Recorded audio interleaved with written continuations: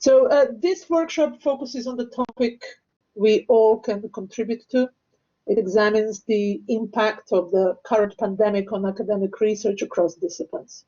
The panelists of today's session will reflect on how their research has been impacted by the current crisis. We have a group of staff members and graduate students who will address three particular questions.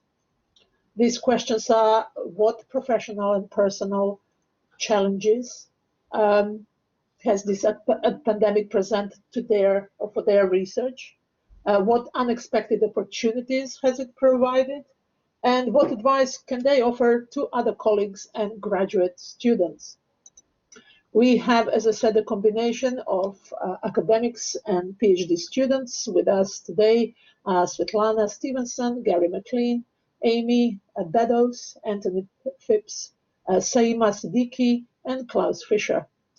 Everyone will have about 10 minutes for their presentation.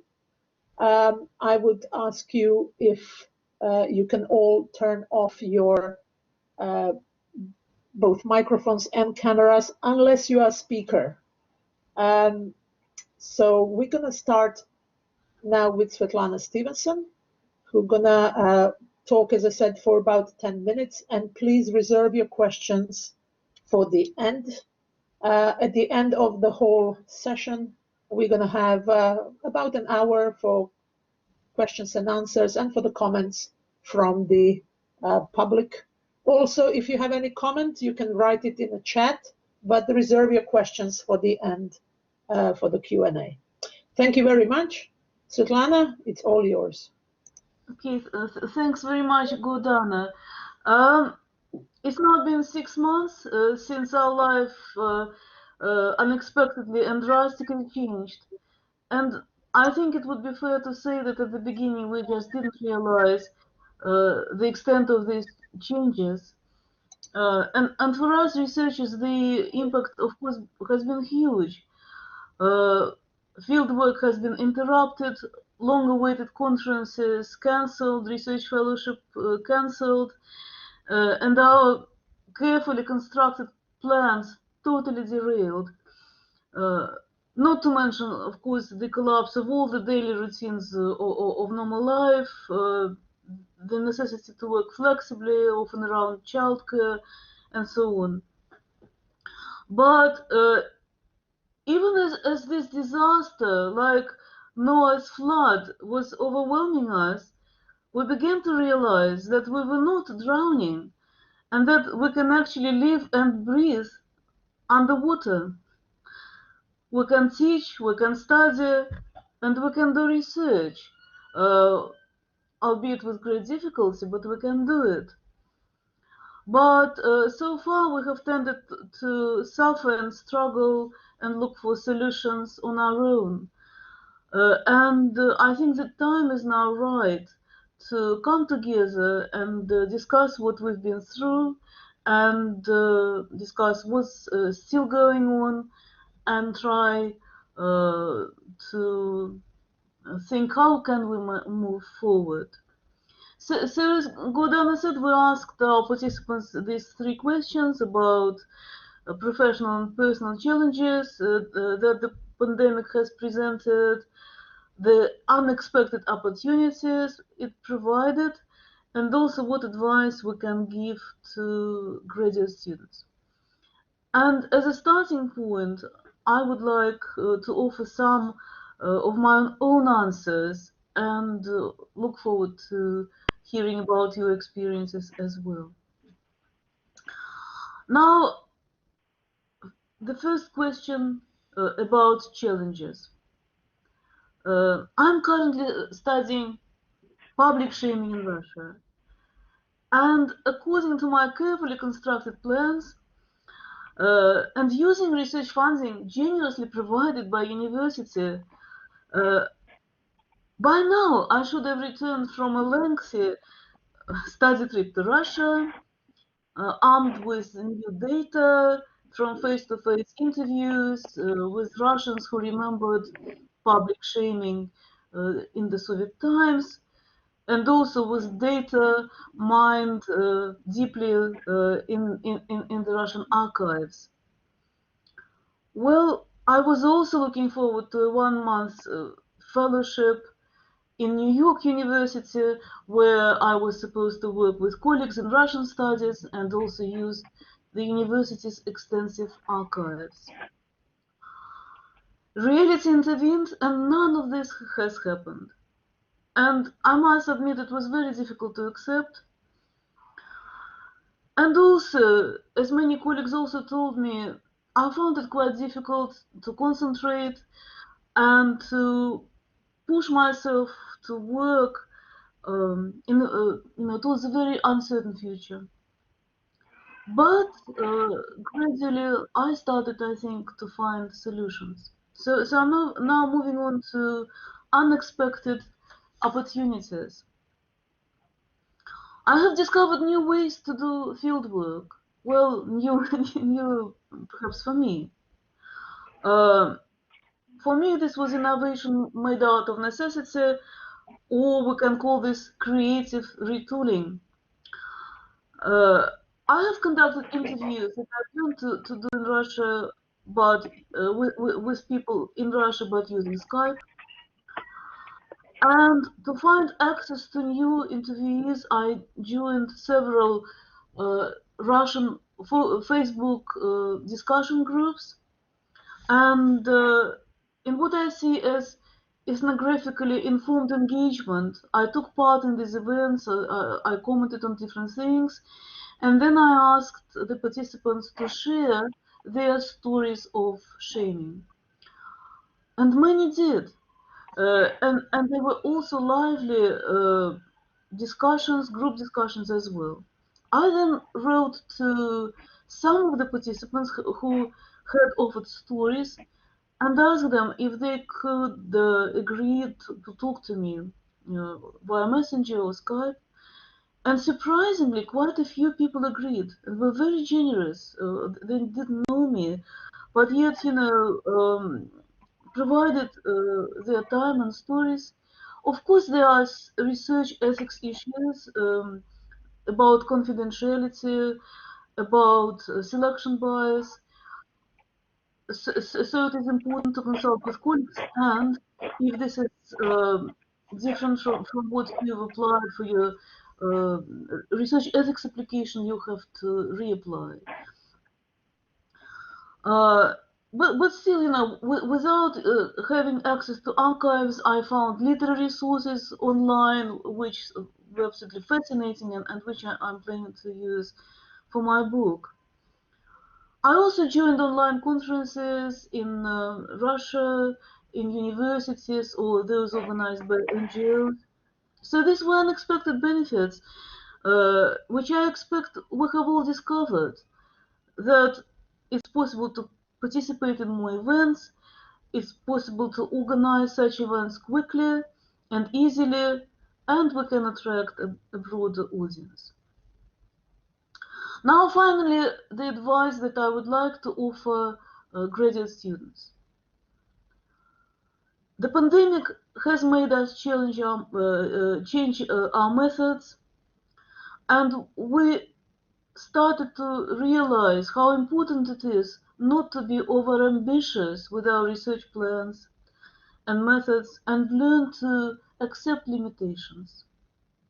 However, I would say that the ability to change your approaches, your methods, even your agenda quickly is something that is part of a research career. For many of us, especially those people who, like me, study Russia, or those people who study Global South, there you can suddenly lose access to the field, you can be denied access to archives, so you always need to be ready and think, what else can I do? And generally, ethnography, history, sociology, criminology, and other social and sciences, humanities are flexible and creative subjects, which involve a constant process of rethinking from personal, professional or often geopolitical perspective. When these limitations occur, when we lose access to the field, I think it's always good to try to work with indigenous researchers. Obviously, if you can give them funding, that's great. But people are often quite interested in, for example, joint publications. So they can collect data for you sometimes, right?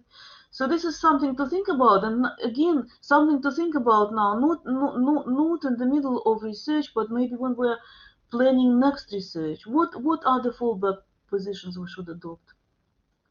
And finally, for academics who are further on in their careers, COVID has become a magnifying glass for issues that we're looking at.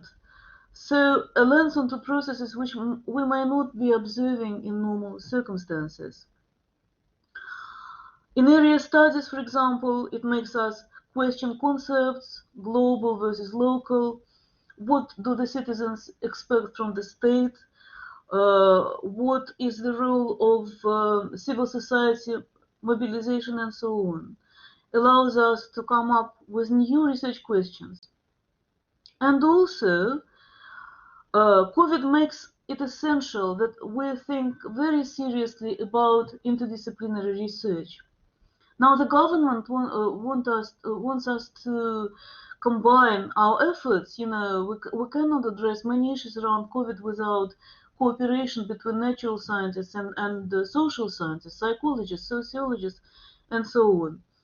Of course, academics have not traditionally been very good at interdisciplinary working, and there are many reasons for this. I won't go deeply into this, but you know, we don't read each other's work. We are stuck in these silos in the universities, and also there are big issues around what we understand by truth claims. Natural sciences often think of truth as being something objective, universal. Social sciences are obsessed with our influence on our research field. So there are serious issues, but this doesn't mean that we should remain being in our silos and really must try to work together. So on this note, I will now hand over to my colleague, Professor Gary McLean. Thank you very much, Svetlana.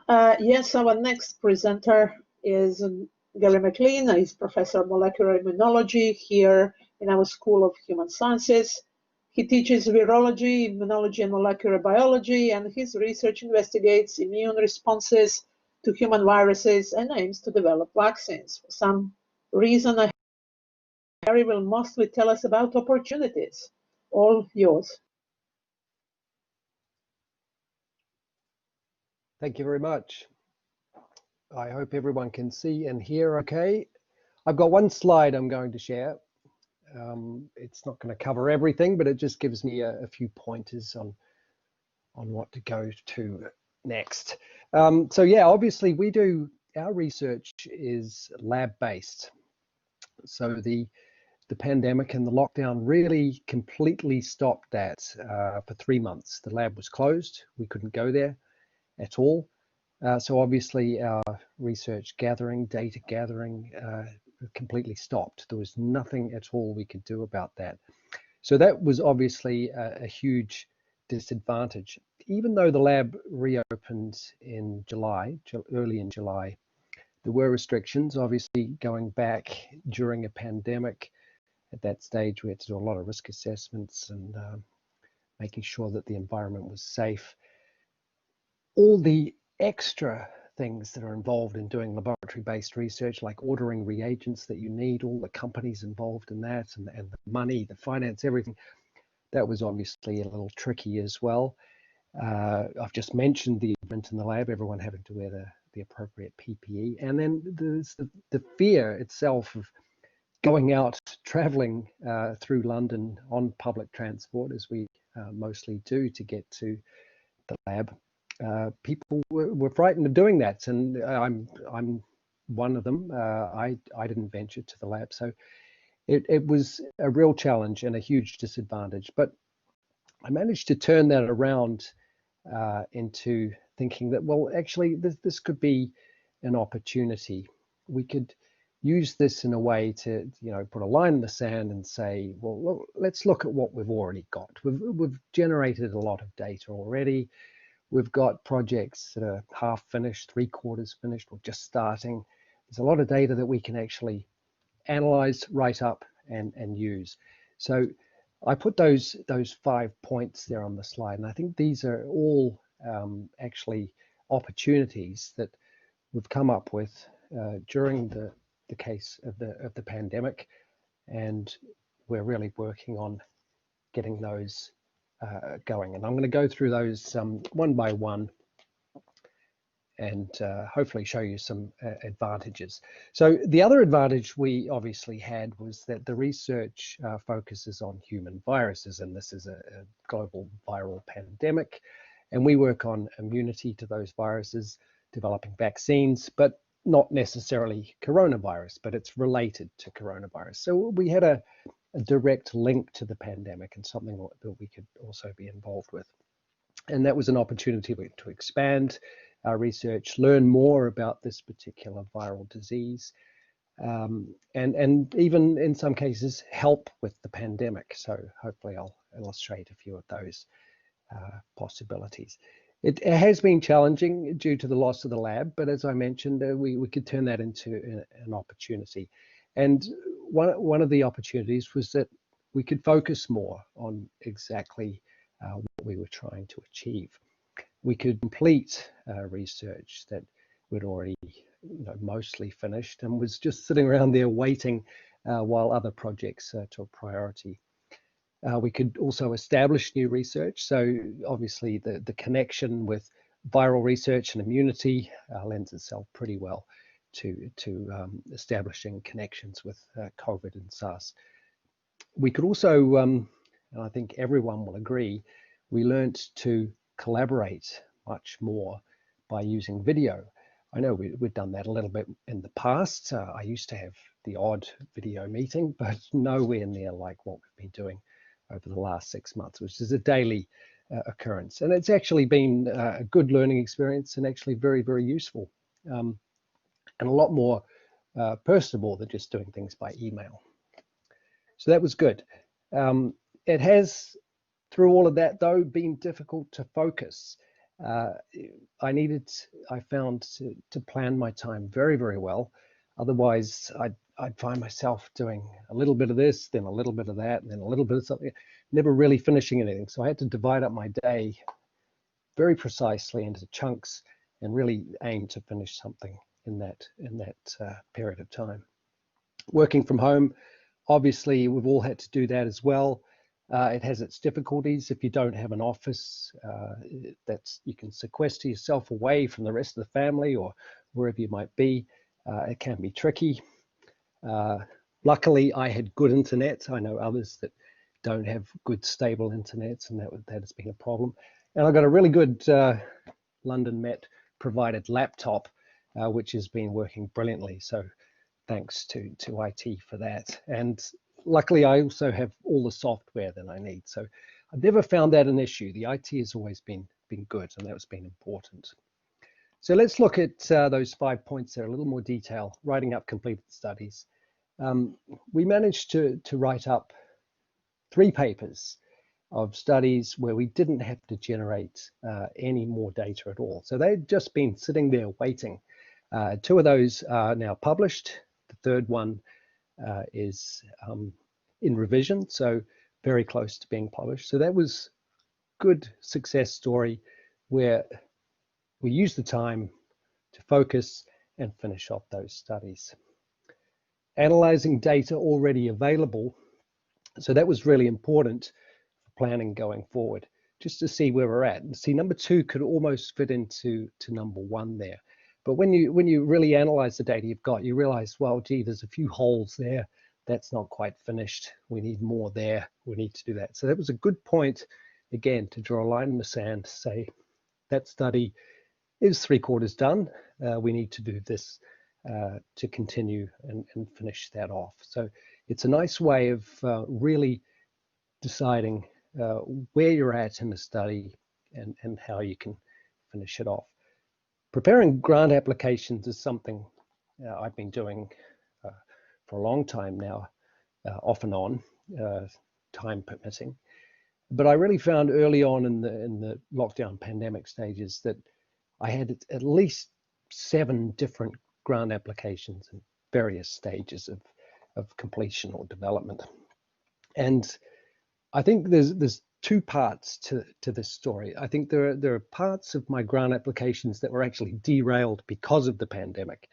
What I found was that funders were changing their focus, or they weren't particularly interested in rhinovirus. They were more interested in coronavirus. So that was a bit of a disadvantage, being in an area of research that was so close to COVID, that the other existing grant applications were not looked upon quite so favorably. So I found that a little difficult. We had 2 failures there, and another grant application that just got completely derailed because the collaborators lost interest entirely, and they focused on other things.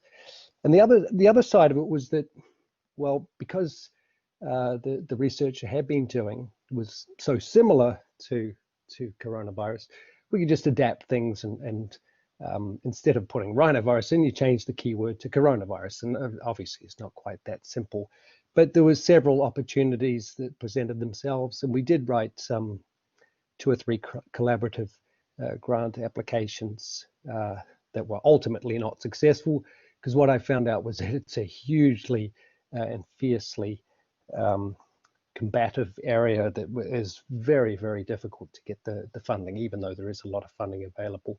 It tends to go to the larger labs in the bigger universities. So number 3, preparing grant applications, while plenty was done, it was a bit of a mixed bag there, I think. Number 4, developing new and existing collaborations. Well, it was a great time for doing that. Obviously, the existing collaborations you had to deal with largely by email and video call. I had a trip to a collaborator in Paris arranged for April that was obviously cancelled. We're still trying to figure out when we can do that. Even more local collaborators in London, I've really only seen a few times by video, never visited the labs at all. So that's been challenging, but you can focus on keeping those collaborations going. But starting new collaborations, I found was much easier. There were plenty of people in the same situation globally that were willing to meet, willing to talk and discuss ideas. And we've established 3-4 new collaborations, United States, New Zealand, Hungary as well. So these should go nicely with us for the next few years, I hope. And finally, establishing new research focus. Well, the obvious link is to coronavirus. I've already mentioned that in some of the other parts of my talk here. So SARS-CoV-2 is an obvious focus. We've developed several avenues in this area. I'm looking at a new PhD student who would like to work in this area. Our own School of Human Sciences has developed a COVID task force. That's a new initiative where we're working together, people from different disciplines within the scientific area, to hopefully come up with some new ideas and focus on perhaps even creating a treatment or a drug for the virus and future coronaviruses. So that's been really quite effective as well. Finally, I'd like to mention I did also a little bit of work in media, which was a lot of fun. I hadn't done much of that before. And that was, I found an opportunity to actually help with the pandemic a little bit, because with the lab closed, we couldn't help in that way. And it also gave the university some publicity as well, which was good for us. My advice to graduate students, I think, well, hopefully I presented that I treated this as an opportunity, and I think grad students should do the same. For me, it was an opportunity to, in fact, do more work and really focus and use the time effectively to complete things and realign the way you think about how you do your research. I think it's good for me to delve into other areas, but maybe for a graduate student, it's a bit more difficult to change the focus of their research. I'm trying to do both. So perhaps grad students also might like to think a little bit more about other areas they could work on as well. I think grad students should use their time to write. I found that the time available to do that was wonderful. Analyze the data they have that they've already obtained, because particularly if you're unable to generate new data because you could not go to the laboratory. Really critically assess where you are in your research, where it stands. Be brutally honest with where you are, and is it enough? Do I need more? Should I work harder on this or move into other areas? I think that's what I found was good. Planning future studies as well is something that all students could do, no matter whether or not they could gather data. Read more. Easy time to do more reading, and the more you read, the better you get at the subject. Look for holes in your story and try and fill them up when you get the opportunity. So I think that's about the end of my time. I hope I've shown you how it was an opportunity. It was challenging, but I think we achieved a lot, and I wouldn't say I want to do it again, but it looks like we might have to for another few months at least. Thank you. Thank you very much, Gary. Now we're going to have 3 PhD students who will tell us something about their own experiences in this period of time. We will start with Amy Beddows. She's a part-time PhD student with Klaus. She's supervised by Professor Liz Kelly, and her research is on women's experiences of victim blame from agencies. Outside of her PhD research, Amy is a CBT therapist specializing in trauma-informed practice. Amy, it's all yours. Hi, thank you. Hopefully everyone can hear me okay. Thank you, Gordana. As she introduced, my name's Amy and I'm a part-time PhD student with Klaus. I'm going to talk very briefly about my research because I think that will locate it with obviously the points I make further on. But as the introduction said, I'm working looking at women's experiences of victim blame from agencies, which, to put it briefly, is when victim survivors of sexual violence are found to be responsible or somehow culpable for the victimization they've experienced. And I'm really interested in the different ways that victim blame can be communicated to and experienced by victim survivors. It should be noted, I'm in a really fortunate position that I've just completed the stage 1 of my data collection, which involved me running 9 focus groups at local rape crisis centres around England and holding discussions with victim survivors around their experiences of interacting with agencies. So I have all that data. I was analysing the data and planning stage 2 of my data collection when COVID-19 hit. So I'm aware that compared to a lot of PhD students, I'm really lucky because I have a lot of my data.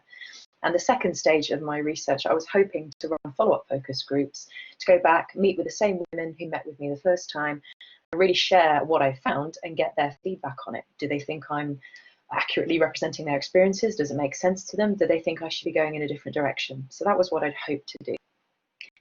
So in terms of the professional and personal challenges, I guess for me, the main professional challenge is around what do I do now about stage 2.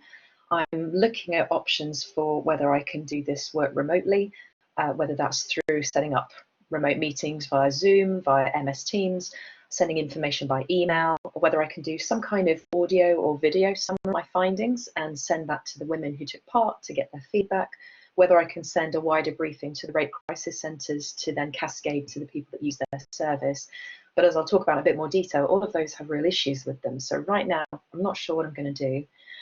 In terms of personal challenges, I'm sure all of this will match what everyone's been going through. As Gordana introduced, I also work part-time as a student counsellor at the University of Leicester. And a big challenge for me has been supporting students remotely through Microsoft Teams, which is not a platform, it has to be said, but also the fact that I'm trying to support them with their anxieties and their difficulties, a lot of which I share. You know, students are sort of saying, how is this going to impact my studies?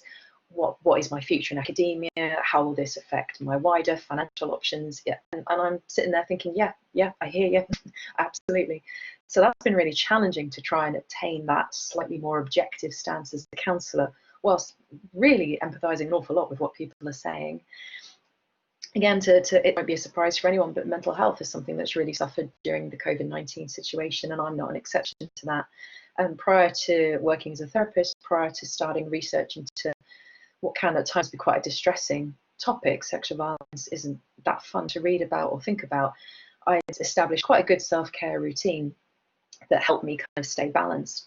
And COVID has really interrupted a lot of that. Seeing friends, going out to gigs, the cinema, getting out into nature, a lot of the things that I did really relied on free travel and going into places with other people. So I really had to re-establish that in different ways. And again, something that I'm sure a lot of people experience is anxieties around family.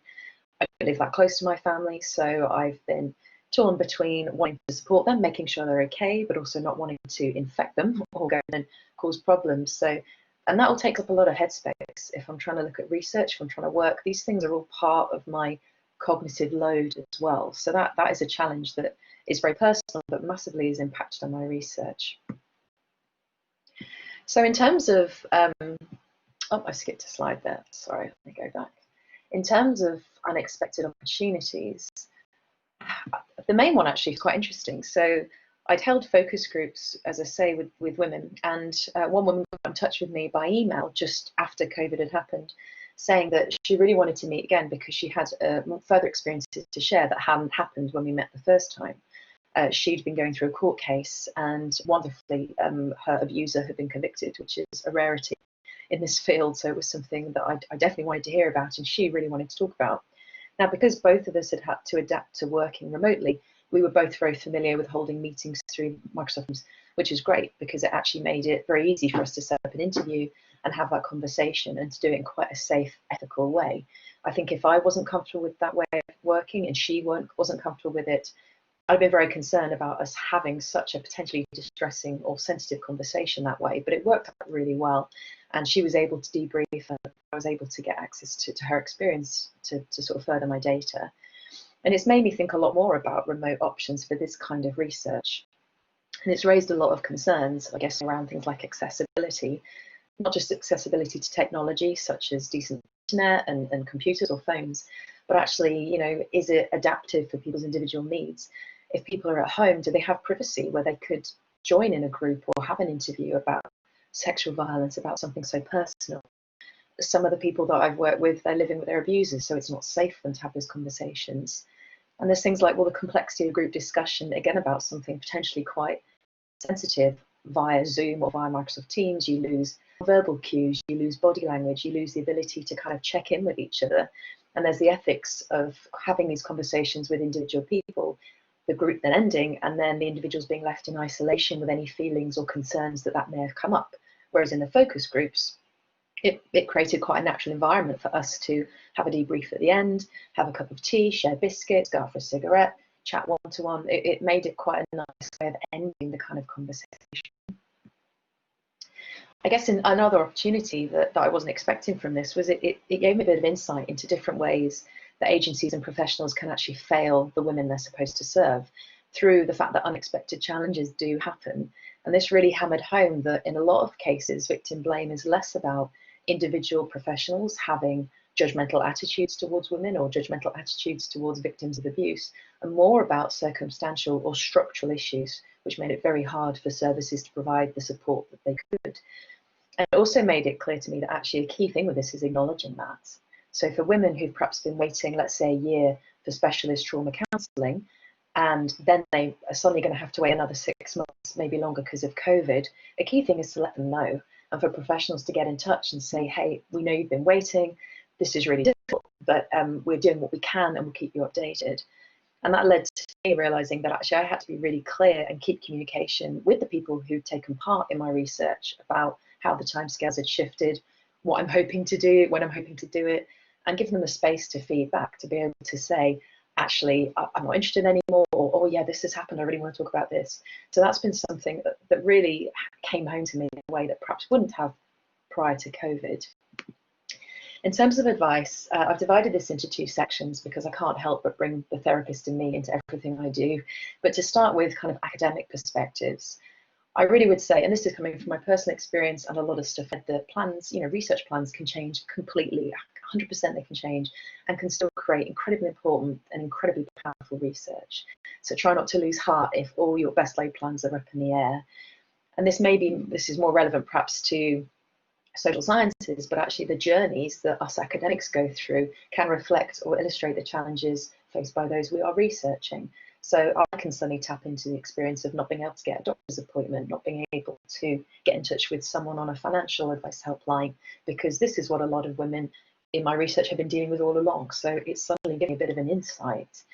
And again, it may not be possible for all aspects of research, but being able to bring your personal or your lived experiences into the research, in my field, that's really important. We do a lot of reflection, we think a lot about our own experiences and what bias that's bringing, what expectation, what understanding, and COVID-19 is just another layer of that. For me, it's going to be really important if it turns out, which I think it will do, that stage 2 isn't something I can do. It'll be important for me to find a way to mourn the loss of that option. It's something I'm really excited about. I'm really keen on it. I think it would really add to my research. And I feel it would be a way of showing the women who took part that I'm really interested in their feedback, and I want to help them own a bit of the research and really influence the way it's analysed and then spread, published out there. So it will be a big loss for me if I can't do it. And this is a reminder, we all know this, but again, as someone who works in support services, we're out there, we're still working. We may be a little bit inundated and a little bit overstretched, but whether it's counselling, any kind of advice, financial welfare options, whether through the university, whether through more statutory services like the NHS, we're still here and we're still doing something. So if you feel it would help, please do get in touch with us. Now, from a therapeutic perspective, again, this may not be a huge surprise to people, but I've been saying it to all the students that I've been working with. We have to really acknowledge the impact of uncertainty and disruption. Humans do not like change. We like things to be predictable and ordered and safe. And COVID has brought a lot of chaos and a lot of uncertainty. And it's important to link in with people we trust, whether that's friends, family, other students, or supervisors. You will not be alone in your feelings and your stresses, whether it's about the research or about the world at large. Share them. And a big thing for me that has really helped is being more selective with my social media. Thinking about what I'm using it for. Is it to get my news? Is it to connect with others? Is it to look at pictures of dogs and have a bit of a break? And tailoring it to make sure it's meeting my needs and not flooding me with lots of toxic, stressful messages. In therapy, we talk about the idea of the locus of control and being able to differentiate between the things we cannot control and the things we can. And sometimes listing those different things is really helpful. So a lot of us, there's things out of our control right now, but there are still things we can control, no matter how small. It could be how you organise your office space. It could be what paragraph of what paper or what book you're going to read today. It can be what you wear as you write. Are you in pyjamas? What are you going to have for lunch? And these may seem like really small things, but they do give us a bit more of a sense of, I've got this. Okay, there's something I can control, and that helps us feel a little bit and a little bit safer. And the final piece of advice I'd really give, and again, I hope this doesn't sound trite and obvious, but I don't think a lot of us are doing this very well, is really being kind to ourselves and recognizing we are all operating at a reduced capacity. There is no way that any of us are operating at 100% right now, and that is absolutely okay. That is as it should be.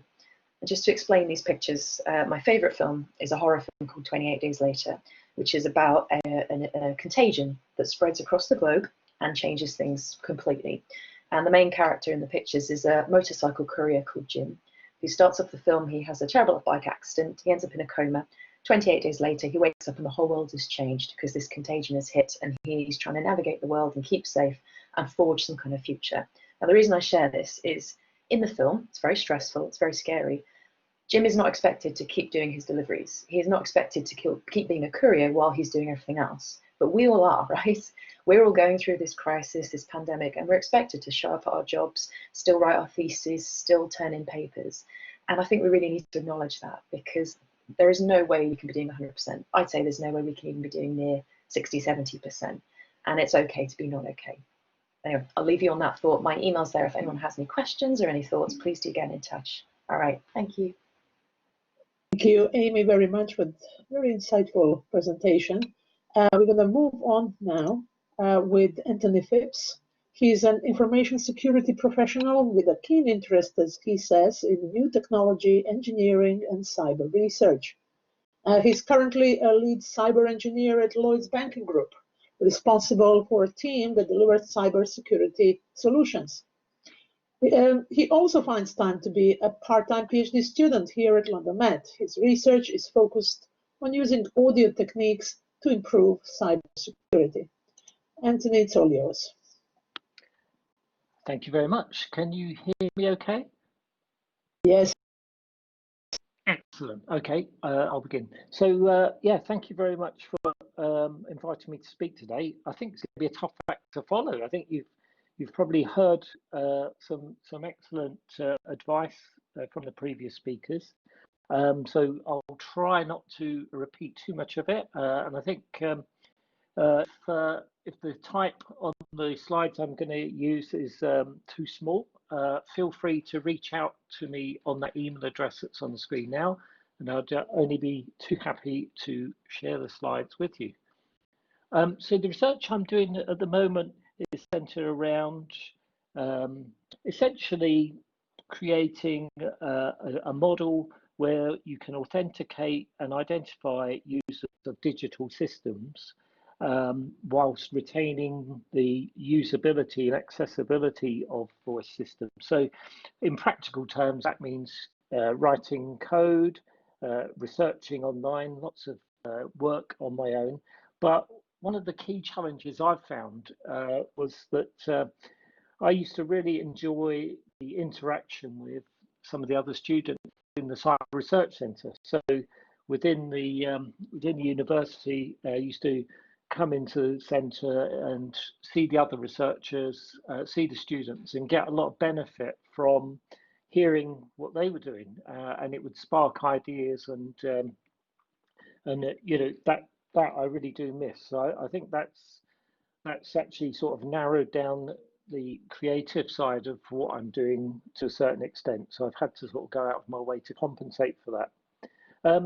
The second challenge that I've had is at a practical level, using or doing research with audio meant that I was planning to use a recording studio more than I currently was able to. So generating sound, recording sound was handy to use the controlled environment of the recording studio. Unfortunately, that wasn't possible, and I was fortunate enough to be able to buy some of the equipment myself and finish the work, but that was a real challenge to get the work done. The next thing really has changed my research. So I like Svetlana's description of creative retooling. I had to do that. Essentially, one direction I was hoping my research would take was some face-to-face tests and really testing the human auditory response to some of the sounds that I was generating. That has now had to be put to one side to actually change the direction of my research. And finally, another challenge was the library, access to the library. Now, I think the service has been excellent, and actually they have, during the pandemic, they offered this service where they would actually go out the way to get texts for you and purchase electronic books, which they did, so that helped. And finally, one I don't really talk about too much at work in my day job or study actually, but I found that using the digital tools more, working remotely, I've actually found both spelling communications need more of checking. So I've found that a challenge in the past, and I can always compensate for it normally, but I found the increased use of messaging and Teams and stuff like that. I've noticed that I do need to recheck my work more often. But it's not all bad news. I think if I'm honest, the net assessment of the pandemic on my actual research has actually been neutral, and Although it's hindered collaboration, it's actually helped me focus a lot more. And on a practical level, because I work, what I was doing is basically doing an hour to an hour and a half in the morning, an hour to an hour and a half in the evening whilst traveling to work, and then having dinner, and then maybe some more reading later on. Because I'm not traveling so much, I've been able to dedicate a lot more time to studies, and I've not had to switch between work mode and research mode as much. So that reducing that context switching has helped me concentrate more on research. So that's been a net benefit there. I think I really enjoyed the conference that the university run recently, and I've actually been to several online conferences now, and I think this is also an opportunity because it's meant that I'm now submitting to papers to conferences that I probably wouldn't have if they weren't during a remote submission and presentation mode. So it means I can apply to more conferences and potentially geographically further away. And the other one, I guess, is a bit personal to me, really, is I can make a mess at home. What do I mean by that? So setting up microphones and speakers and computers is kind of messy, but no one is coming to my home anymore to visit because yeah, we're in lockdown. My son has asthma, so we're not as open as a house as we were, and therefore I can make a mess and no one's going to see it and judge me for it. So what advice have I got? So I guess you'll probably, if you're a postgrad researcher, I'd say definitely join the WhatsApp group. It is an incredible source of support, and I think the people in it, some people may not realise just how good it is to have that feed of advice and guidance, and knowing that there are other people going through the same things. Everyone's circumstance is different, but it's been a constant source of reassurance. So I would say that's really important. Another one, it's probably not specific to research, but anything you do really, is create a sort of visible source of accountability. What do I mean by that? Put a chart on the wall and tick something off. Make sure you do something, even if it's tiny, every single day. If we're in a sort of panel session later, I'll show you a chart that I keep where I just tick stuff off. But even if you're doing reading one paper or sending an email or watching a video, whatever it is, if you do a tiny thing every day and record it, when you look back, you'll see, no, I have done a lot of work, even if you think you haven't. And then I'd say, because you're not bumping into people and it's harder to interact with people from other disciplines, let yourself go when you're reading, go off in other directions, look at the edges of your research, and as was said by a couple of the speakers, be kind to yourself. It's okay to read things for fun. It shouldn't all be work. And then another one is practical, really, is if you need advice, like reach out as soon as possible. Don't let things brew. It's very easy if you're on your own to feel isolated, and at that time it's often the hardest time to reach out. So I would say definitely reach out as soon as possible. Have regular structured catch-ups with your supervisors. I always sort of send an email back with.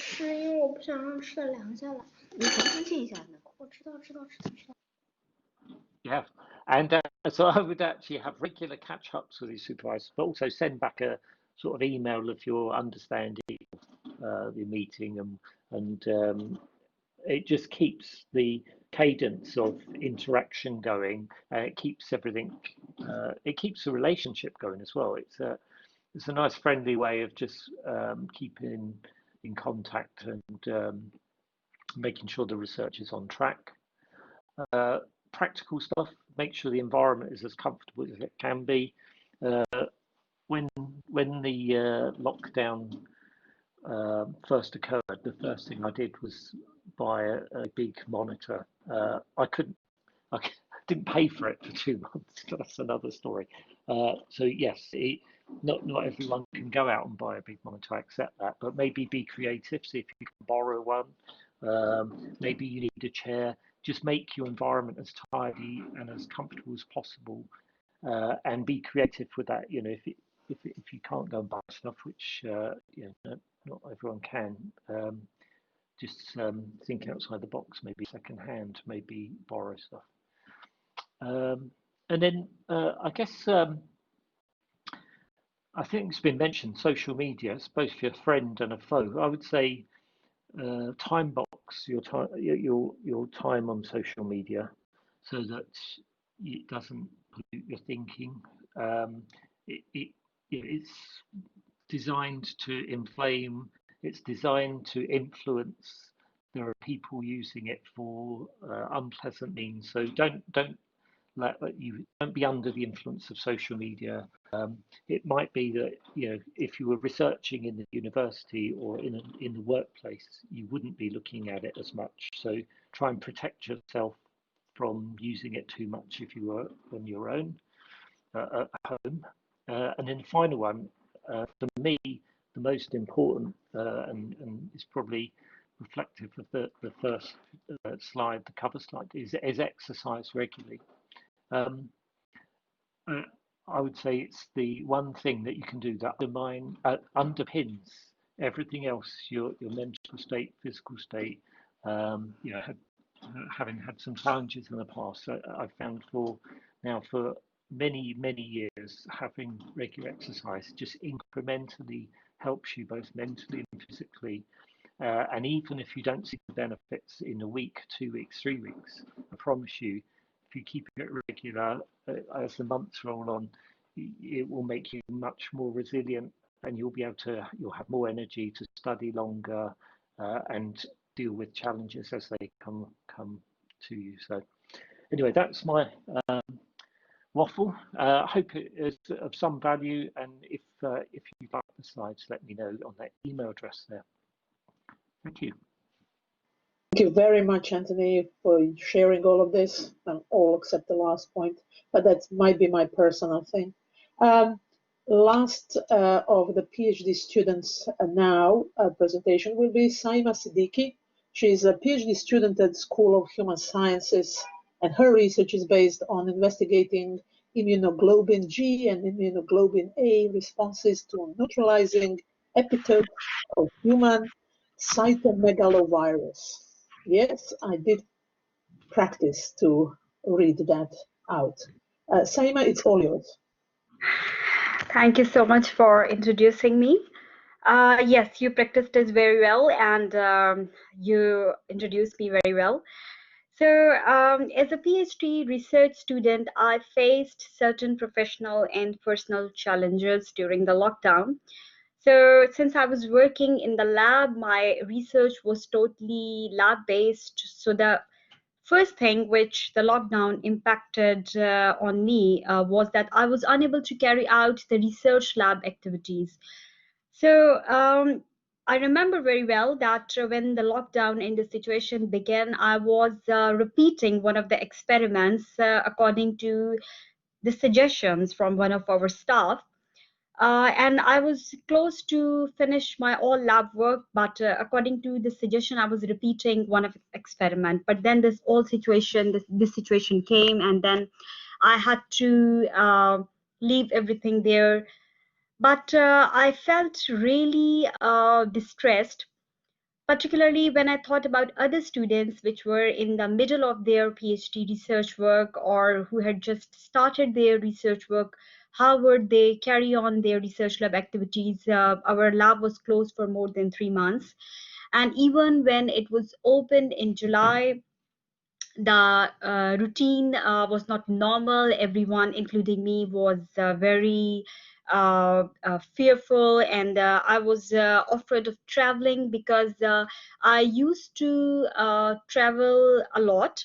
I travel from Berkshire to London, and I took almost 2 hours in the morning, and similarly 2 hours or more than 2 hours in the evening time. So I had a lot of interaction in the train and then on the tubes with the people. So But even in the July, when the lab was opened, I was very afraid to travel just because of the current situation. So yes, it minimized the research lab activities even after the opening of the lab. Secondly, I was unable to meet the lab colleagues, and lab was not only a place where I was doing the scientific experiments, but it was a good platform to discuss the research problems and what's going on with the other people's research, at what stage they are. And it was always a feeling of a part of a research community. But then at a sudden, everything was stopped, although the virtual catch-ups via MS Teams and via Collaborate helped us a lot. But we were unable to meet the lab colleagues, and I was unable to have any scientific discussion. And another thing, another professional challenge which I faced during the lockdown was I was unable to use the essential softwares for my research, because there were certain softwares which were provided by university at the university's computers, which we were using there. Some of them were in the tower building and some of them were provided to us in the research lab. But when the research lab was closed, I was unable to use those essential softwares. And personally, I faced many challenges. It was really very difficult to stay focused, being around a little girl, my daughter, who was less than 3 years old, and she was not going to school. And it was very difficult to stay focused being around her. My thesis submission deadline was also approaching. I was supposed to submit my thesis in October. So I was very much concerned about the deadline, that how would I carry on all of these activities together while being around a kid who's disturbing me all the time.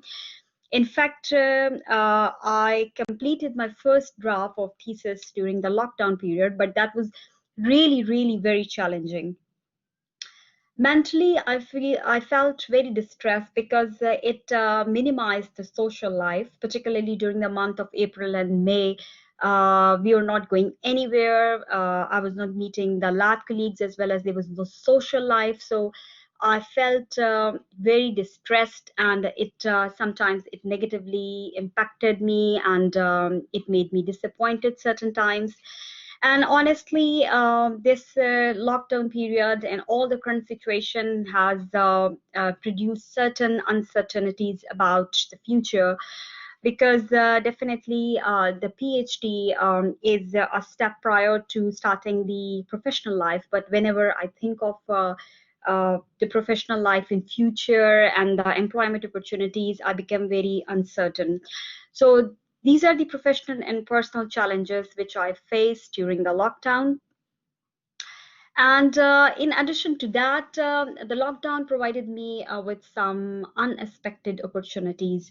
As I mentioned, that it took a long time to travel to the university and then back home, particularly during the rush hours. So there was a travel time reduction. In fact, I was not traveling at all, so I was able to utilize that time for my write-up work comfortably at home. So that is the unexpected opportunity which the lockdown brought to me. And I utilized that time for the research paper writing and the thesis write-up as well. When the lockdowns was like it was in the initial phase, I remember very well that me and my supervisor were planning for the research paper, and it was like, I think 20% done at that time. And I had written only one chapter of my thesis at that time, because when I came back home around 6 or around 7 in the evening, I had to do other tasks, and therefore I was not able to focus on the thesis write-up.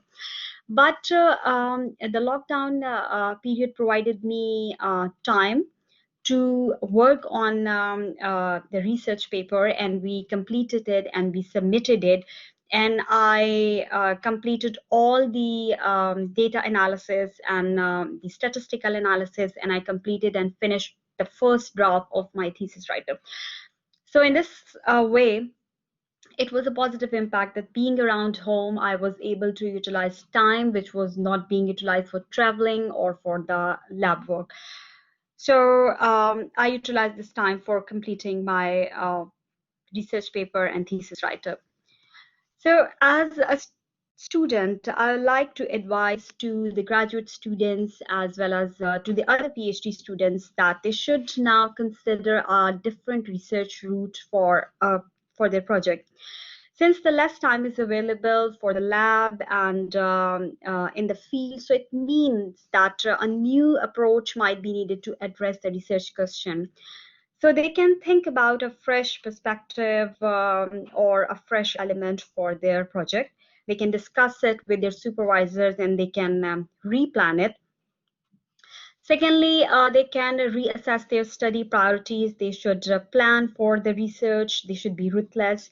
PhD students and their supervisors, they should identify the analysis, and they can do whatever they can do from home, like they can do the data analysis, they can plan for the important experiments which they can set up as soon as possible as they find opportunity and they find it comfortable to travel.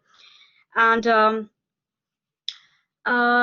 graduate students and the other students who are in any stage of their work, they can utilize more time for reading the scientific articles, because I know that it's really difficult during the university days that we find it hardly, we find it difficult to read the scientific articles. So this is the good time that they can utilize this time for reading the scientific articles, and they can get the new ideas apart from the lab, and they can plan probably they can plan their research according to that. And they should seek inspiration from the colleagues through the social media. They should look for the conferences and seminars which are being going on the social media, because since due to the current situation, the conferences and seminars, the face-to-face conferences, they have been cancelled, but a lot of things are ongoing on social media. So they can still find a lot of opportunities and they can discuss their ideas and plans with the colleagues.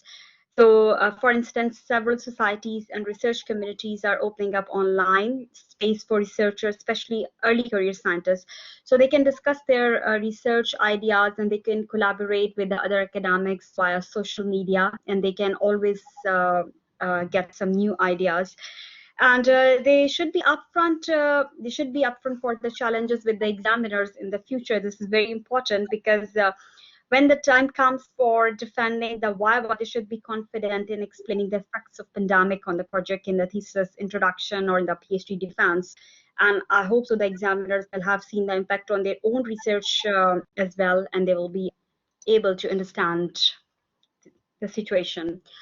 So that was all. I wanted to talk about my professional and personal challenges and the advice which I wanted to give to the students. And thank you so much for providing me the opportunity to discuss this. Thank you so much. Thank you, Saima, very much for your presentation and for all of those very good ideas of how to deal with this situation. Our last presenter is Klaus Fischer, our head of the graduate school, whose research area mostly is focused on German and contrastive linguistics. Klaus? Yes, can you hear me? I wanted to share my file. Share now, okay. Is it coming up?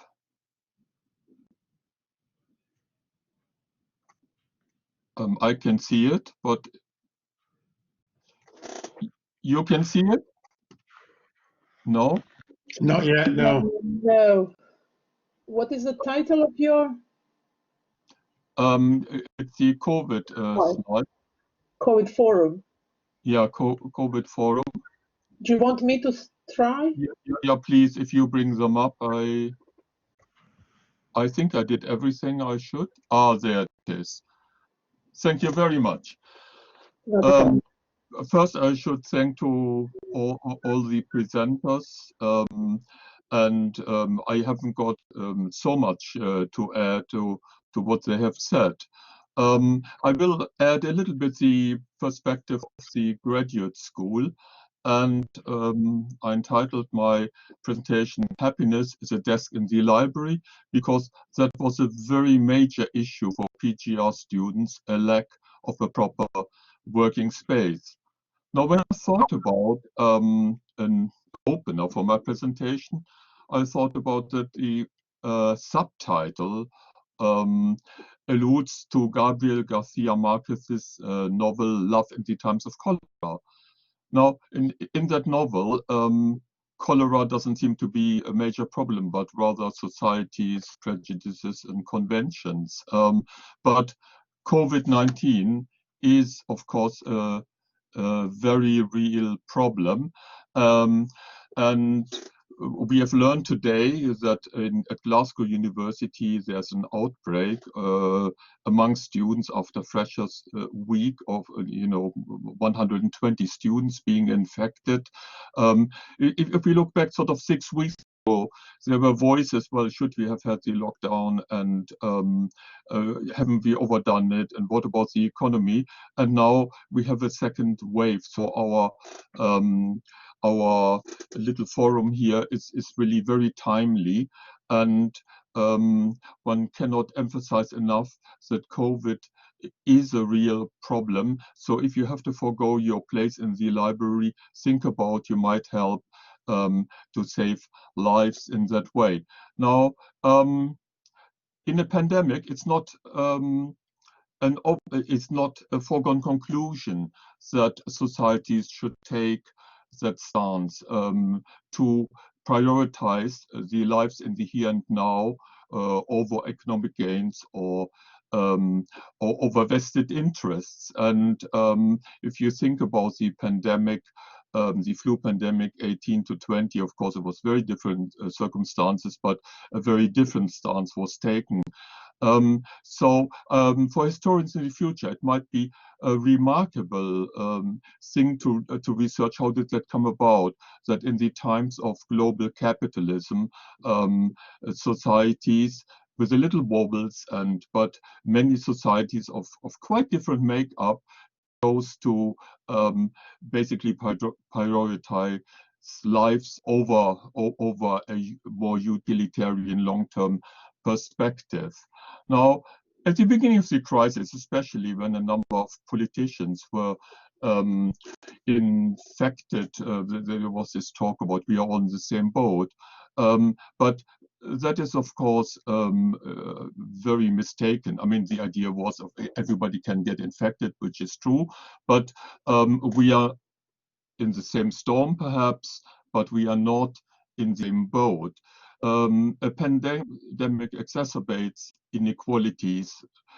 If you're poor, if you have bad living conditions, if you have bad access to the internet, if you're a member of an ethnic minority, if you're disabled, have special needs, if you have care for elderly or like Saima for children, you are at a disadvantage, and there is no way about that, and that should be acknowledged. And of course, our PGR students are often in those groups and have had sort of their lives made hugely more difficult in the pandemic. If I might pick out one group, international students, a very big issue, fear for family, fear for friends, fear of those who are far away at home. And often the choice, what should I do? Should I stay here in terms of the visa compliance and so perhaps preferable,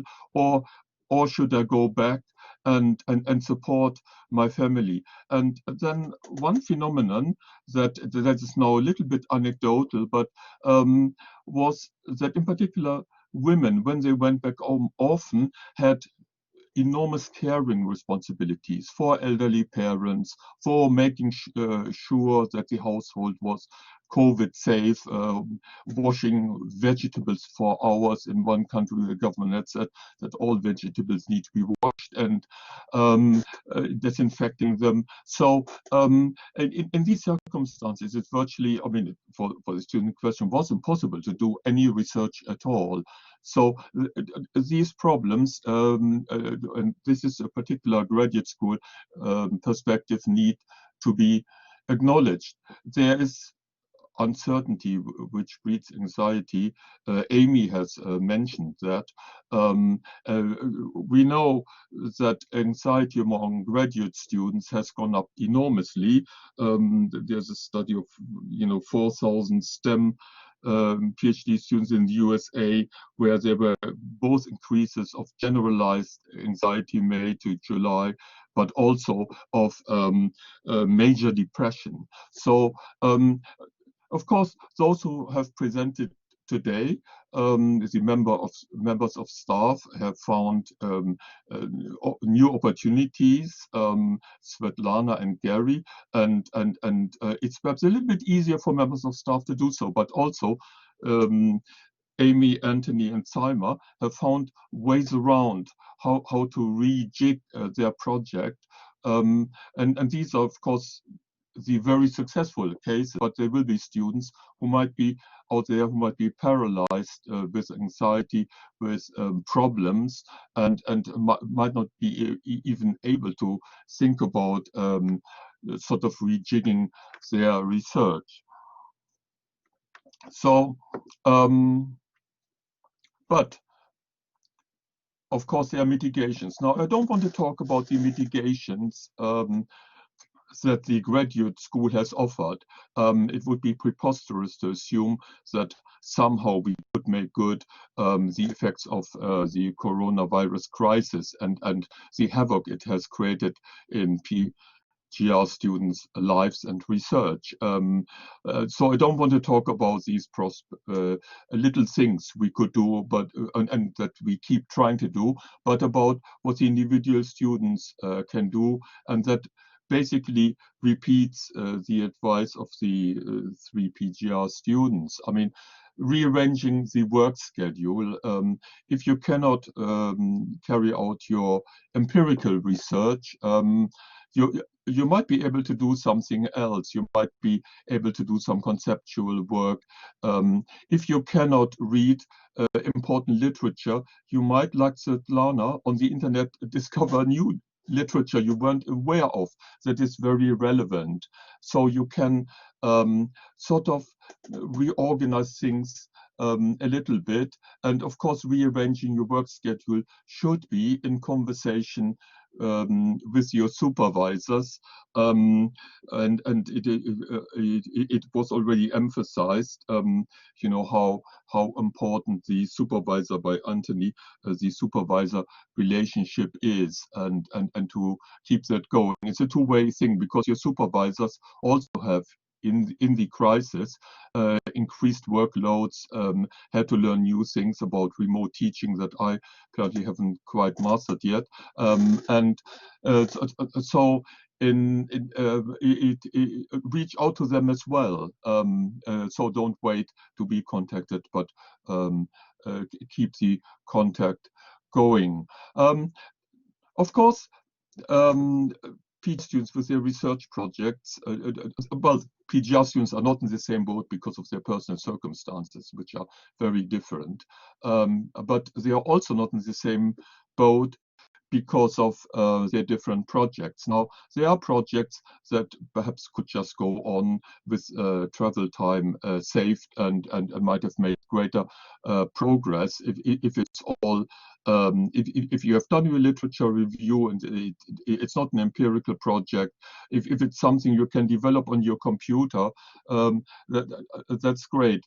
If it's a quantitative survey, you might move it online. I mean, many of the taught postgraduate students I'm involved with, they move their surveys for their postgraduate taught dissertation online, and it worked very well. If it's qualitative interviews, yes, you can try, but they're a little bit different then. Focus groups, ethnographic research, it has been mentioned. If you want to observe an institution and the institution is closed, if it's archival research and the archive is closed, that's very difficult. So you might, in discussion with your supervisors, adjust your data collection tools. You might even reconceive your project. Amy said you could, you know, reconceive it 100%. I'm not sure whether that's always possible, but you can do a try. And here comes a little bit of advice that I think hasn't been mentioned. I would advise all PGR students, especially those who have major anxiety and might be paralyzed by, you know, the uncertainty, the future prospects, the fear for their relatives, and to keep a reflective diary, give an account of what is happening with you, give an account of how you are trying to cope with the difficulties and how you're adjusting your research project. So give an account of your COVID-afflicted research journey. That will be very handy when you're writing up your thesis, and you should make a point of giving an account of your research journey in your thesis. And this is now talking with my head of a Viva chair on. I was amazed that how often external examiners or examiners in general were interested in the reflection on the research journey. And sometimes even it was a condition for amendments to put this sort of reflective statement in. So it might just be an opportunity. And of course, nobody wishes it, but the crisis might bring the unexpected opportunity really to tell an excellent story of how you as a PGR student have adjusted your research.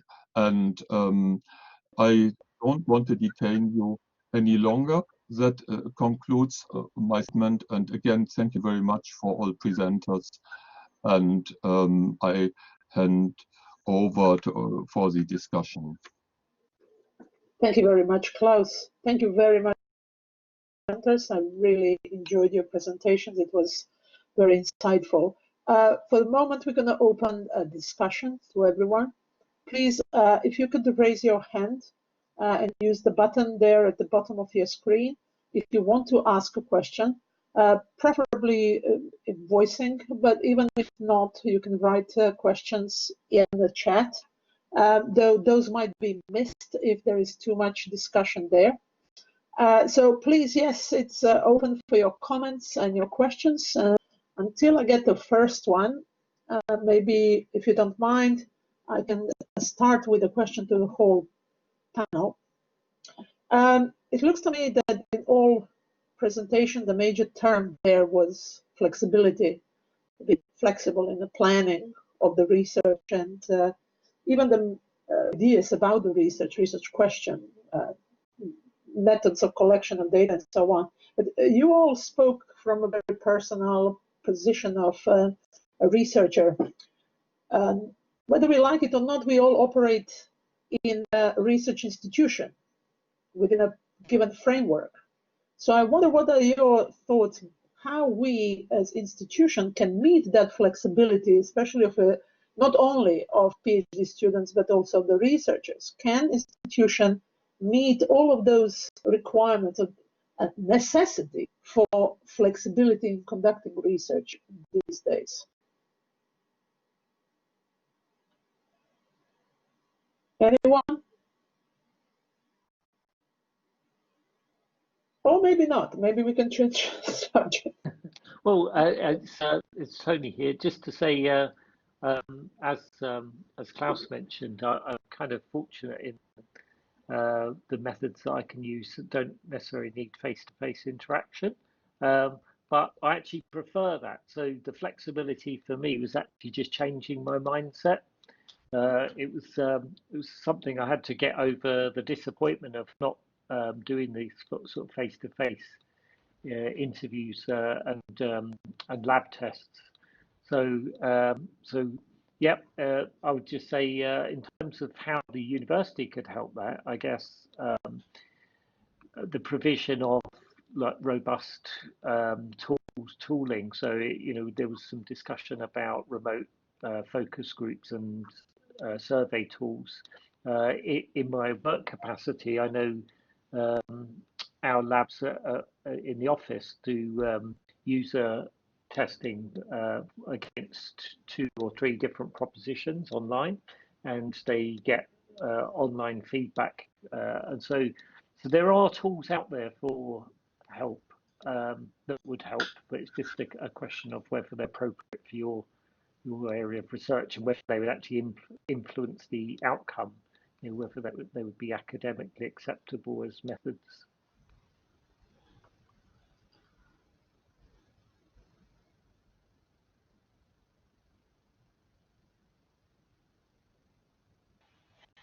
I would add to that, I think, as well as you were saying, Anthony, about tools and having the kind of the practical things that are needed. I think one of the things that's helped with me is the department that I'm rooted in and the supervisors I'm rooted in is having that set of clear tenets behind the research. So, and I can't say that without thinking of the Chris Nolan film that none of us can see.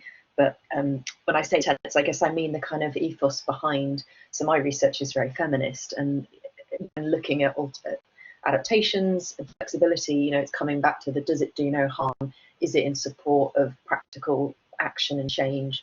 Is it rooting women's experiences at the heart of it? Is it where is my bias? Where is my standpoint coming into that? So I think having those clear tenets to back up whatever I'm doing has been really helpful as a skeleton upon which to put the ideas of could I do it like this? As I was saying, looking at remote working, that really raises a question mark over the do no harm bit, because potentially that could put people at risk of being very distressed or at risk from abusive partners. So I think having those clear guidelines, I appreciate in social sciences it's perhaps a little different to other subjects, but that's been really helpful, and that is something my department has been able to do. Thank you, Amy. Don has his hand raised.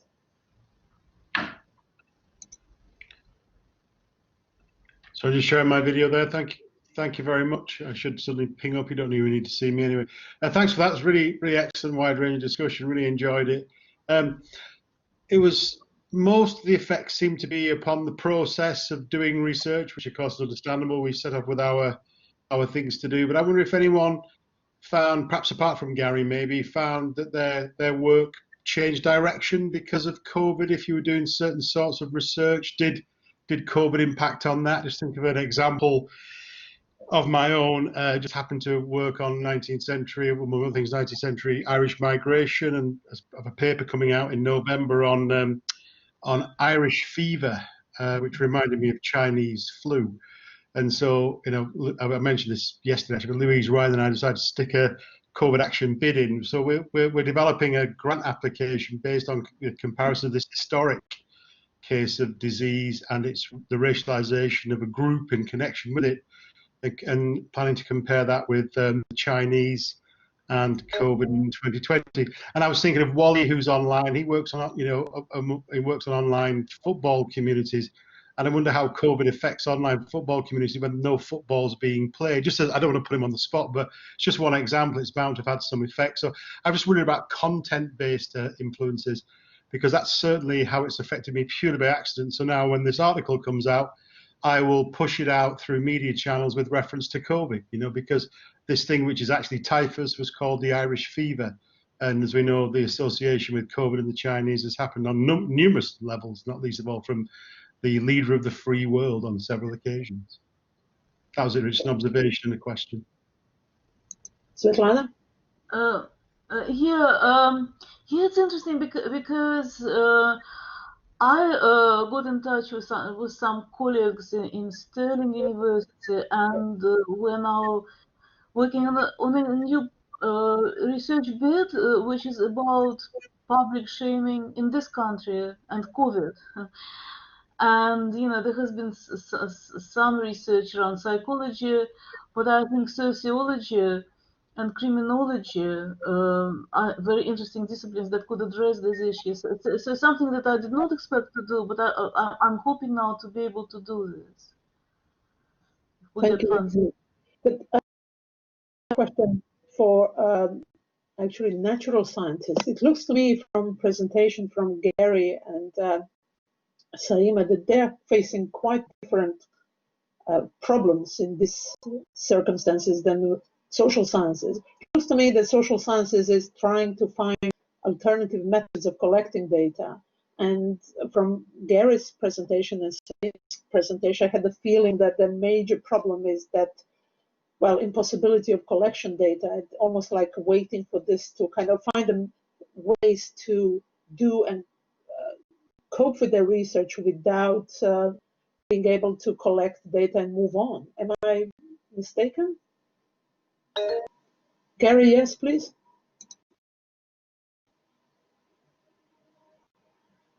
Thought I'd put the face mask on.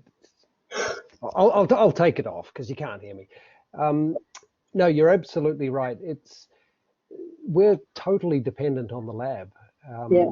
There are some bioinformatics, computer-based works you can do, but all of our data gathering, it's biological research. We need to get in the lab. We need to mix around the chemicals and the cells and measure what we've got out of that process. And if you can't do that, you're really stuck. And what I think is going to happen because of this period where we're not able to do that, it's not going to be seen till 2 years down the line. That's where there'll be a gap in the papers. That's where, because this research takes a long time, and then writing it up takes just as long. And so we're going to see probably in 2022, 23 is where we're lacking those studies coming out into the public domain. And that'll be where the next ref will be impacted from our point of view. So we're going to look at more creative ways to generate the data, and it is possible, but it's going to be holding us back for a while. Amanda? Hi. Hello, can you hear me? Yes, please. Okay. Sorry, the video takes longer than the camera to kick in. I mean, sorry, the audio kicks in quicker than the camera. Yeah, I just wanted to sort of make a comment because you've been talking about the difficulties of collecting data, and I do research with children generally in school and nursery environments. And that's basically just completely off the table at the moment. I mean, to be fair, I haven't tried, but I cannot imagine ahead giving either me or any of my students permission to go into a school anytime in the next year. And I think we need to do research under the sort of banner of the British Psychological Society. And I mean, I would have thought actually that it might even not really be ethical to even try to do the research under the current circumstances. So sort of one of the things I've been trying to do is, and I had been doing it as a kind of pilot study, more as a learning experience with students, but the sort of same area that I test with children, I'm trying to do a similar look into same sort of things with adults so that I can actually try and do that within kind of both my own class time and maybe even kind of go to other lecturers and their classes and sort of suggest that I do that as a kind of broadening learning experience. So I've kind of got some students to work with me on producing some kind of ways of doing it online, which of course is necessary for the way that we're teaching now. I don't know how well it will go. I don't know if it's even particularly brilliant. You know, adult psychology and cognition is so different from children's cognition that, you know, I'm going to have to change the focus quite a lot in order to sort of kind of effectively sort of spanner it in to the literature. But I'm going to give it a go. Well done. Yes, Klaus had an excellent point regarding this issue of how personal circumstances, literally how poorer citizens and students, of course, experience this COVID in a completely different way than those better off. I was wondering, do you think that that's the same with institutions? Do some institutions give, or richer institutions can provide, even in these limited circumstances, access to labs, to research in any possible way? Is there a way how our institution can help? What do you think?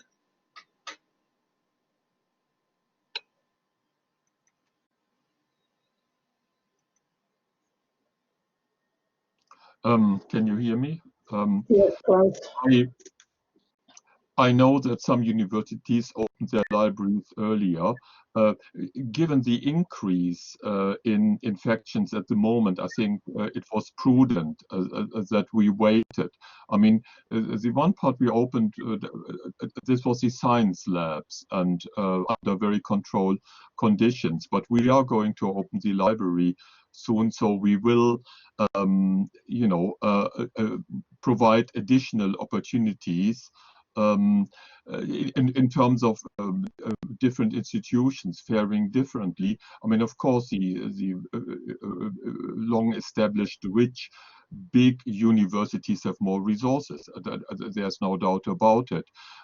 One should also mention, perhaps, that they also are exposed to perhaps bigger losses, especially if they own many halls. I mean, in some respects, being a comparatively non-rich university was helpful in two respects. First of all, we don't own student halls, so we didn't have a loss of millions upon millions of income from hall places, because universities couldn't really charge students in the spring semester, or in the spring term at least, for hall places when there was no on-site teaching going on. And some universities lost many millions over that. And the second is our exposure to international student recruitment is not as big as some other universities. So so I think comparatively in the crisis we are comparatively lucky, but it's well known we are still running a deficit budget, so the means are limited. We are trying to help in all sorts of ways. With the hardship fund in last year, international students also had access to it for the reason that the university put its own money in, so that it wasn't just public funds. And we are also, of course, giving advice. We extended deadlines, we allowed students to intermit, very important, because then they don't have to pay fees. If really their research project comes to complete halt, intermitting is our advice. That means loss of income to us for that period, but for the students, it is a possibility. It's difficult, tricky for international students because of the visa compliance rules. So again, I would emphasize we can't really, we can do some things, but it will always be limited. And I was very pleased to learn from Anthony that the graduate students via their WhatsApp group, you know, support each other, and that was also our advice when we first reacted to the crisis and sent out from emails from the graduate school, said, you know, look after each other and keep in touch with your supervisor. So it's the effect on us could have been worse.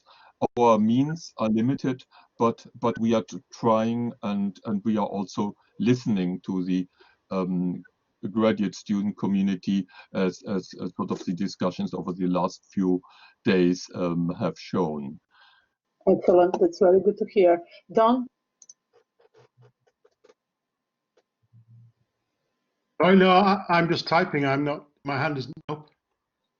Oh, okay.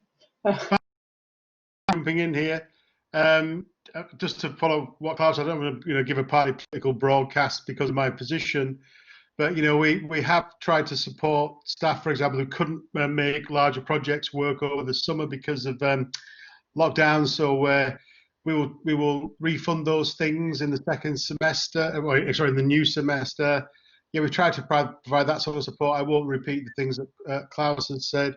And there's a question here about the hardship fund being closed. It was very significantly boosted last semester, and it will reopen soon. It is closed, but it runs with the rhythms of the costs that students incur. So it'll be open again soon, and it was very much boosted last semester. I don't have the figures to hand, but it was multiplied several times.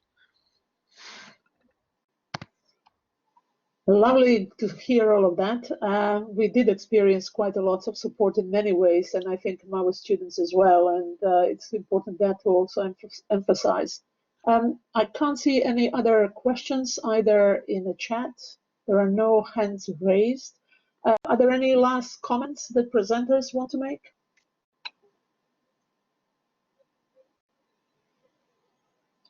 In that case, I just then have to thank you all for your contribution, for lovely presentations and very interesting ones.